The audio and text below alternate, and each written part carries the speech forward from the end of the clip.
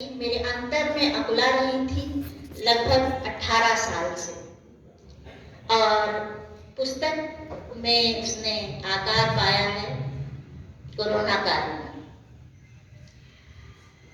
जैसा कि एक नदी जब बहती है तो उसके आसपास के जो लोग होते हैं वो नदी से गहरे तक जुड़ जाते हैं, इतने जुड़ जाते हैं कि नदी को ही अपना मानने लगते हैं और नदी उनके अंदर बहने भी लगती है। तो जब वो नदी अंतर में बहती है तो अपनी धारा के प्रवाह से लेखनी में परिणत हो जाती है। ऐसा ही कुछ मेरे साथ हुआ है।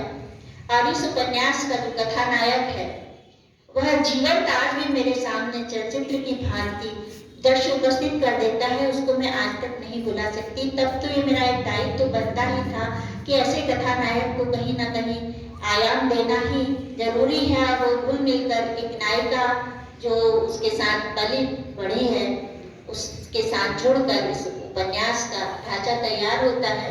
किंतु फिर भी जो नदी बहती है और बहती चली जाती है, और नदी की एक गति जो होती है वो सबको बहा ले जाने की रहती है, और बहा जो ले जाती है वो तो सबको समतल भी करती चलती है, सब अवरोधों को हटाती चलती है, और साथ ही उन अवरोधों को अपने अनुकूल बनाकर विषमता में समता के बीच होकर दोनों किनारे की संस्कृतियों को पालती पोसती आगे बढ़ती है।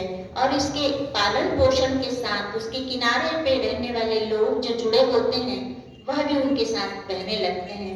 बहना शब्द मैं बार बार इसलिए कह रही हूँ कि जीवन जो हो जब चलता है जीवन तो उसके साथ दो पाए चलते हैं। जब जीवन दौड़ता है तो उसके पास साथ दो पाए के साथ चार पाए भी दौड़ते हैं, और जब जीवन बहता है तो पूरी कायनात उसके साथ बहती है।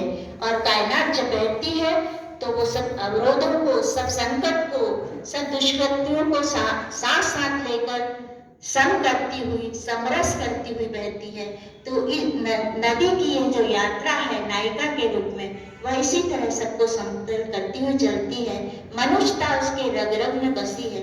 इसका जो कथानायक है, लक्ष्य के प्रति जो जुनून उसमें आया है, वह जुनून और उस जुनून को प्राप्त करने के बाद मानवता के विकास की गाथा में जब वह आगे बढ़ता है तो वह एक उदात्त चरित्र की तरफ बढ़ता है। वास्तव में ये इसका जो कथानायक है गोपाल का जो उदात्त चरित्र इस उपन्यास में आया है वह मेरी लेखन यात्रा और उसकी रचनात्मक प्रक्रिया के दौरान साथ साथ चलने वाला मेरा पुत्र मृण्मय जोशी की भावनाओं के साथ साक्षात्कार करते हुए बढ़ा है।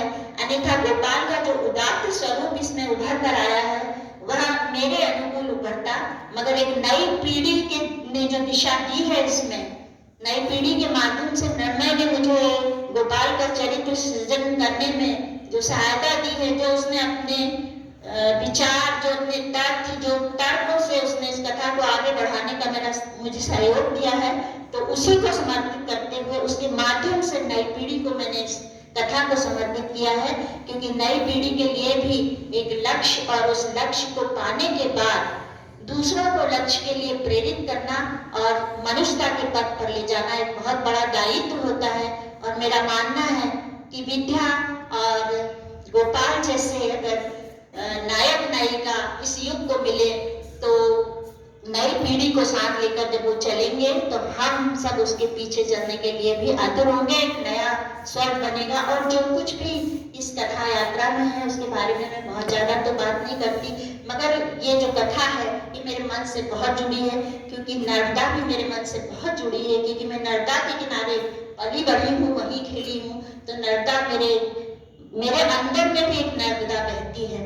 तो उस माँ नर्मदा का आज का दिन जो है संयोग ऐसा बना कि आज नर्मदा जयंती है और हम इसका लोकार्पण करने जा रहे हैं। और जो कुछ भी इस उपन्यास में है वो सब कुछ अब चर्चाकार आपको बताएंगे ही।